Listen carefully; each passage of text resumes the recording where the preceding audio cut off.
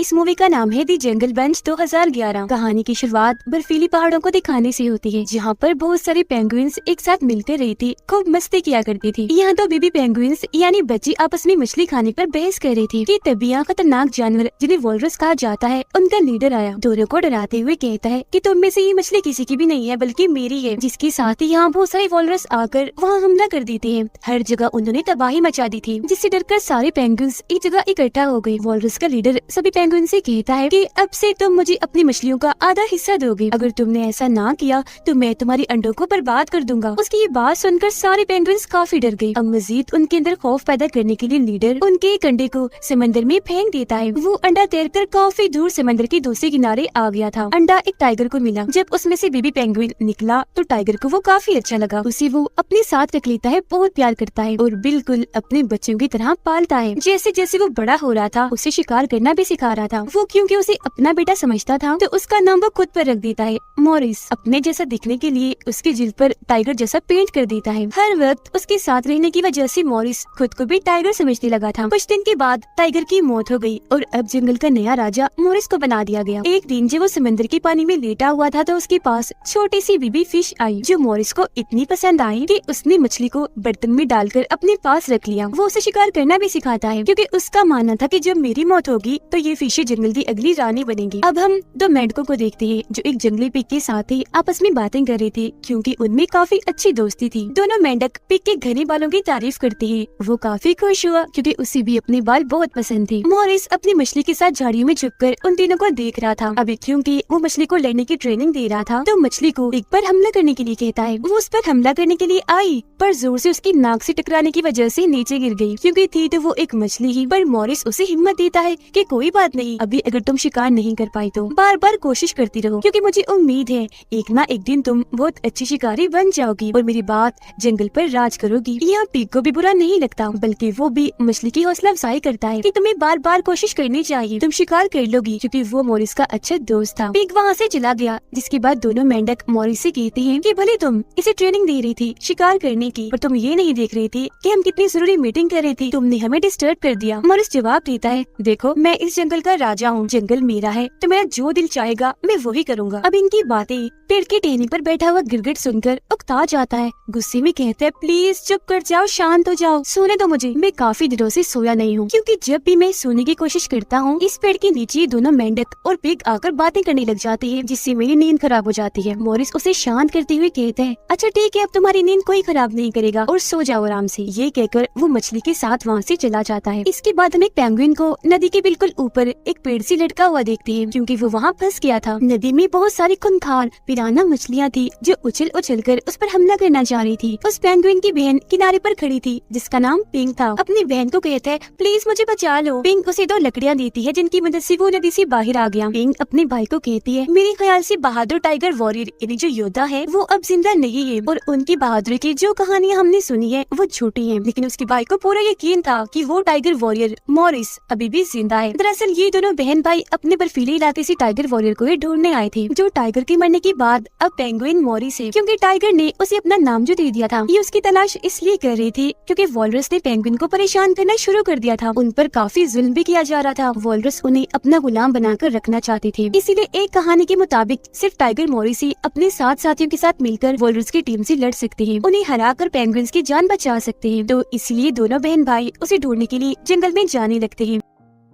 रास्ते में पिंक का भाई गलती से एक सो रहे गोरिल्ला के ऊपर आ गया। उसकी नींद खराब होने से पहले ही पिंक उसे नीचे उतार लेती है। लेकिन अब इससे पहले कि ये दोनों यहाँ से आगे बढ़ते, उसके भाई का पैर एक लकड़ी पर आने से आवाज पैदा हो गई, जिससे गोरिल्ला की आंख खुल गई। उसने इन दोनों को देख लिया। दोनों बहन भाई उसकी काफी मिन्नतें करते हैं कि प्लीज हमें माफ कर दो, हमने तुम्हारी नींद खराब कर दी और हमें यहाँ से जाने दो। लेकिन गोरिल्ला ने पहली बार इस किस्म का जानवर देखा था, इन्हें पेंगुइन, तो वो इन्हें पीटना चाहता था, क्योंकि जानवरों को मारना उसे काफी अच्छा लगता था। दोनों जैसे वहाँ से भागने लगे, गोरिल्ला ने उन्हें पकड़ लिया। एक दूसरे में टकरा टकरा कर वो उन्हें बुरी तरह मारने लगा। मार खाते खाते पिंक गोरिल्ला से पूछती है कि तुम्हारे बहादुर वॉरियर टाइगर मॉरिस कहाँ है? वो हमें बचाने क्यों नहीं आ रही? मॉरिस का नाम सुनकर गोरिल्ला काफी डर गया, क्योंकि एक बार मॉरिस ने उसकी बहुत पिटाई की थी। वो उन दोनों को छोड़कर ये मिन्नतें करने लगता है कि प्लीज इस बारे में मॉरिस को मत बताना, वरना वो मेरा बुरा हाल कर देगा। दरअसल उसे लग रहा था कि ये दोनों उसके दोस्त हैं, जिसके बाद गोरिल्ला इनसे दोस्ती करके अपने साथ ही लेकर सो जाता है। उसे सपना यहाँ आता है कि किस तरह मॉरिस ने मेरी पिटाई की थी, उठा उठाकर उसने मुझे खूब मारा था। वो नींद में बड़बड़ाने लगा कि जंगल की सबसे खतरनाक और बहादुर वॉरियर मॉरिस ही है। जो सुनकर पिंक और उसका भाई काफी खुश हो गई, क्योंकि अब उन्हें यकीन आ गया था कि सच में वही बहादुर वॉरियर है जो हमारी मदद कर सकते हैं, क्योंकि अभी वो जिंदा भी है। वो गोरिल्ला को नींद से जगाने की बहुत कोशिश करने लगी, पर वो जाग ही नहीं रहा था। अब हम मॉरिस को देखते हैं जो मछली को ट्रेनिंग दे ही रहा था कि तभी यहाँ गोरिल्ला भी दोनों बहन भाई के साथ आ जाता है। पिंक और उसका भाई मॉरिस के सामने इज्जत से झुककर अपना मसला बताते हैं कि हम समंदर के उस पार बर्फीले पहाड़ों में रहते हैं, वहाँ बहुत सारे पेंगुइन्स और भी हैं, लेकिन वॉलरस की फौज हमें बहुत परेशान करती है, हम पर बहुत जुल्म किया जाता है, इसलिए अब आप हमारी मदद कीजिए। क्योंकि एक कहानी में हमने आपके बारे में पढ़ा था कि आप अपने साथ वॉरियर साथियों के साथ मिलकर वॉलरस से लड़ेंगे और हम सबको बचा लेंगे। मॉरिस कहानी में अपना जिक्र सुनकर काफी खुश हुआ और उनकी मदद के लिए तैयार भी हो गया, लेकिन वो पिंक और उसके भाई को देखकर काफी हंसने लगता है, क्योंकि आज से पहले उसने इस तरह के जानवर कभी नहीं देखे थे। हालांकि वो खुद भी एक पेंगुइन ही था, पर इस बारे में वो नहीं जानता था, क्योंकि बचपन से उसने खुद को टाइगर वाले रूप में देखा पेट की वजह से। मॉरिस उनकी मदद के लिए मान तो गया, पर वो ये भी सोच रहा था कि कहानी के मुताबिक 7 वॉरियर्स के साथ मिलकर मैं वॉलरस का मुकाबला करूंगा, जबकि अभी तो सिर्फ 2 ही है, मैं और मेरे साथी मछली। इसीलिए वो जंगली पीक के पास जाकर उसे अपनी टीम में शामिल होने के लिए कहता है, पर वो साफ साफ मना कर देता है, क्योंकि उसे लग रहा था कि इस मिशन में बहुत खतरा है। इनकार करके वो वहाँ से चला गया, जिसके बाद गोरिल्ला और दोनों मेंढक उसकी टीम में शामिल होने के लिए तैयार हो गए, लेकिन अभी भी ये 5 लोग थे, जबकि 2 और बाकी थे। तो मॉरिस गिरगिट को भी अपने साथ शामिल होने के लिए कहता है, पर उसने भी साफ मना कर दिया। इसीलिए ये ऐसे बर्फीले पहाड़ों में जाने के लिए निकल जाते हैं, क्योंकि मॉरिस का मानना था कि हम रास्ते में बाकी के 2 लोगों को ढूंढकर अपनी टीम में शामिल कर लेंगे। मॉरिस और उसकी टीम को वहाँ से जाता हुआ देखकर गिरगिट काफी डर गया, क्योंकि वो अकेला यहाँ नहीं रह सकता था, तो इसीलिए मॉरिस की टीम में वो भी शामिल हो जाता है। गोरिल्ला पेड़ की उस टहनी को तोड़ लेता है जिस पर गिरगिट रहा करता था। रास्ते में गोरिल्ला मॉरिस से पूछने लगा क्या मैं गिरगिट को मार सकता हूँ, क्योंकि ऐसा करना मुझे बहुत अच्छा लगता है। मॉरिस जवाब देता है, अरे नहीं नहीं, इसे मत मारो, अगर तुम्हें ये चीज पसंद है तो वॉलरस को पीटना जितना तुम्हारा दिल करे। जंगली पिग पानी पी रहा था, तभी उसे ख्याल आया कि अगर मैं बर्फीले इलाके में जाकर अपनी सुरीली आवाज में सबको गाना सुनाऊंगा तो हो सकता है मैं पूरी दुनिया में मशहूर हो जाऊं। ये सोचकर वो फौरन भागा, मॉरिस के पास आकर उसकी टीम में शामिल हो जाता है। पिग के यहाँ आने से दोनों मेंढकों को काफी खुशी हुई, क्योंकि उसके ऊपर बैठकर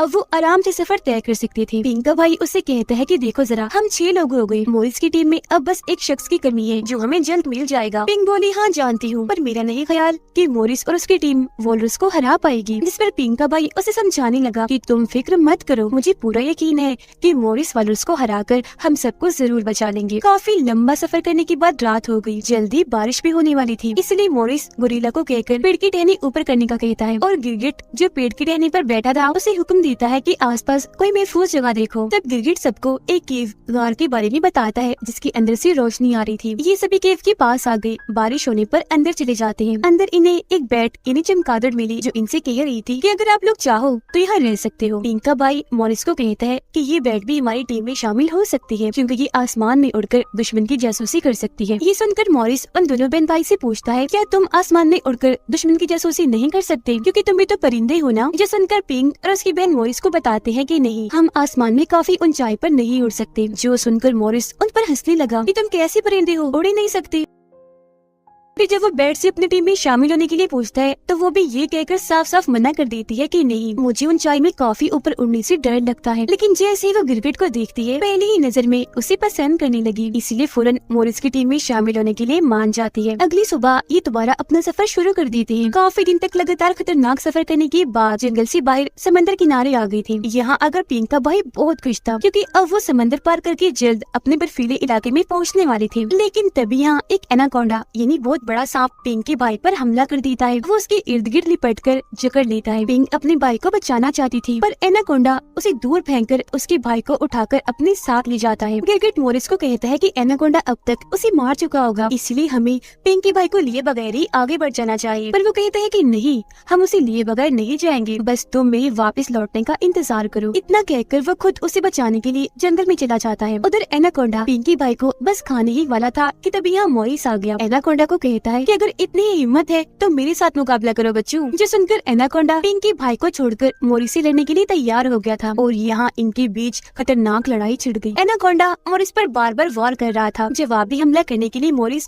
हवा में उड़ गया। इससे पहले वो उस पर हमला करता, एनाकोंडा ने उसे पकड़कर जकड़ लिया क्योंकि मोरिस के मुकाबले वो काफी ताकतवर था। उधर पिंक को जब होश आई तो अपने भाई के लिए उसे काफी फिक्र हो रही थी। तब दोनों मेंढक उसे समझाते हैं कि तुम फिक्र मत करो, बहादुर वॉरियर मोरिस एनाकोंडा को हराकर तुम्हारे भाई को बचाकर वापस आते ही होंगे। पर पिंक जानती थी कि मोरिस अकेला ही एनाकोंडा का सामना नहीं कर सकता, इसीलिए वो खुद भी जंगल में जाने लगती है। एनाकोंडा मोरिस को जोर से फेंक कर मारता है, जिससे वो एक के बाद एक पेड़ों से टकराता हुआ सीधा नारियल के पेड़ से टकरा जाता है। नारियल नीचे गिरने लगे और एनाकोंडा के सर पर आकर लग जाती है। 5-6 नारियल उसके सर पर गिरे थे, जिससे एनाकोंडा बेहोश हो जाता है। तभी इधर पिंक भी आ गई। एनाकोंडा को बेहोश देखकर काफी हैरान भी हुई और खुश भी, क्योंकि उसे लग रहा था कि मोरिस ने ही एनाकोंडा को हराया है। इसीलिए अपने भाई को होश में लाकर कहती है कि अब तुम्हें डरने की जरूरत नहीं है, क्योंकि बहादुर वॉरियर मोरिस हमारे साथ है। जिसके बाद ये लोग पेड़ की मोटी टहनी पर बैठकर बर्फीले पहाड़ों पर जाने के लिए निकल जाते हैं। एक लंबा सफर तय करने के बाद आखिर अपनी मंजिल के काफी करीब पहुँच जाते हैं। एक बेबी पेंगुइन उन्हें यहाँ आता हुआ देखकर बहुत खुश हो जाता है, क्योंकि उसे लग रहा था कि अब हमें बचा लिया जाएगा और मेरी बहन जो अभी पैदा भी नहीं हुई अंडे में है, उसे कोई अलग नहीं करेगा। मोरिस और उसके साथियों को यहाँ आकर मसला हो रहा था, क्योंकि ठंड यहाँ बहुत ज्यादा थी। अब किसी गर्म जगह को ढूंढने के लिए मोरिस जैसे वहाँ से जाने लगा तो वॉलरस के लीडर से टकरा जाता है। अब मोरिस को नहीं पता था कि यही वॉलरस का लीडर है, इसीलिए वो ये कह देता है वो दरअसल हम बड़े से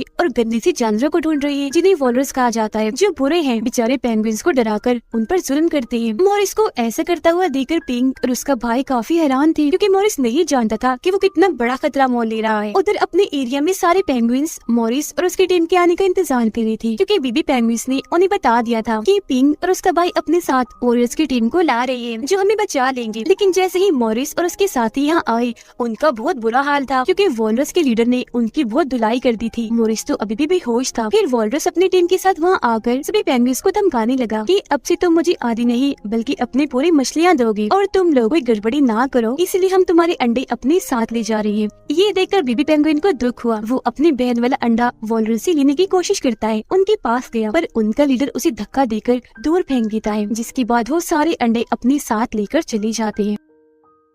सभी पेंगुइन्स पे जाने लगे, क्योंकि उन्हें यकीन हो गया था कि मोरिस और उसके वॉरियर्स वॉलरस से हमें नहीं बचा सकते। तभी मोरिस को भी होश आ गया। पिंक और उसका भाई उसे वापस जाने का कहती है कि तुम चली जाओ, कुछ नहीं हो सकता। जिस पर मोरिस कहता है कि हम इसलिए हारे क्योंकि हमारे पास कोई प्लान नहीं था। अगर हम मिलकर प्लान बनाए, एक होकर लड़े, तो जरूर वॉलरस को हरा देंगे। लेकिन पिंक और उसका भाई मोरिस की इन बातों पर ध्यान न देकर वहाँ से चले जाते हैं। जिसके बाद मोरिस अपने बाकी साथियों को वॉलरस से लड़ने के लिए कहता है, पर उसके साथियों ने भी साफ साफ मना कर दिया, ये कहते हुए कि नहीं, अब नहीं, क्योंकि वॉलरस ने हमें बहुत पीटा था। लेकिन क्योंकि मोरिस इतनी आसानी से हार मानने वाला नहीं था, तो अपने साथियों की हौसला अफजाई करने के लिए एक स्पीच देता है। वो बेबी पेंगुइन को उनके सामने लाकर कहता है, तुम्हें इस पर तरस नहीं आ रहा? हम कैसे इसी और इसकी बहन जो भी अंडे में है छोड़कर जा सकती है। मोरिस की बातों का उन पर असर हो गया और वो एक बार फिर उसके साथ मिलकर वॉलरस से लड़ने के लिए तैयार हो गए। मोरिस उनसे कहता है कि पेंगुइन्स के अंडों को वापस लाने के लिए हमें एक प्लान की जरूरत है। जिसके बाद वो सभी मिलकर पेंगुइन्स के टूटे हुए अंडों को जोड़कर नकली अंडे बनाने लगे, जबकि बैट गिरगिट के साथ उस जगह को ढूंढने के लिए चली गई जहाँ पर वॉलरस ने पेंगुइन्स की असली अंडों को छुपाया था। वो आसानी से उड़ पा रही थी, क्योंकि गिरगिट के साथ ही उसे पसंद जो करती थी। अंडों की जगह का पता लगते ही मछली उस वॉलरस को जो अंडों की देखभाल कर रहा था उसका ध्यान भटकाती है और अपने पीछे समंदर में आने पर मजबूर करती है। जिस मौके का फायदा उठाकर मोरिस दोनों मेंढकों की मदद से असली अंडे हासिल करने में कामयाब हो जाता है और उनकी जगह नकली अंडे रख देता है। उधर पिंक और उसका भाई इस बारे में बात कर रहे थे कि मोरिस और उसके साथियों को यहाँ लाने का कोई फायदा नहीं हुआ, कि तभी उनके पास बेबी पेंगुइन आकर बताता है कि मोरिस और उसके वॉरियर्स वापस आ रहे हैं, जो अपने साथ सारे अंडों को भी ला रहे हैं। सारे पेंगुइन्स अपने अपने अंडे उठाकर बहुत खुश थे, पर पिंक खुश नहीं थी, बल्कि उसे तो गुस्सा आ रहा था, क्योंकि वो जानती थी कि ऐसे करके मोरिस ने उनके लिए और खतरा पैदा कर दिया है, क्योंकि वॉलरस इस चीज का बदला लेने के लिए वापस जरूर आएंगे। इसके बाद मोरिस सभी पेंगुइन्स को कहता है कि अब हम नहीं हारेंगे, क्योंकि अब हमारे साथ एक काफी बड़ी फौज है जो मेरे बिल्कुल सामने खड़ी है। ये सुनकर सारे पेंगुइन्स पीछे मुड़कर देखते हैं। इस पर मॉरिस उन्हें समझाता है, अरे मैं आप लोगों की ही बात कर रहा हूँ। वो सबको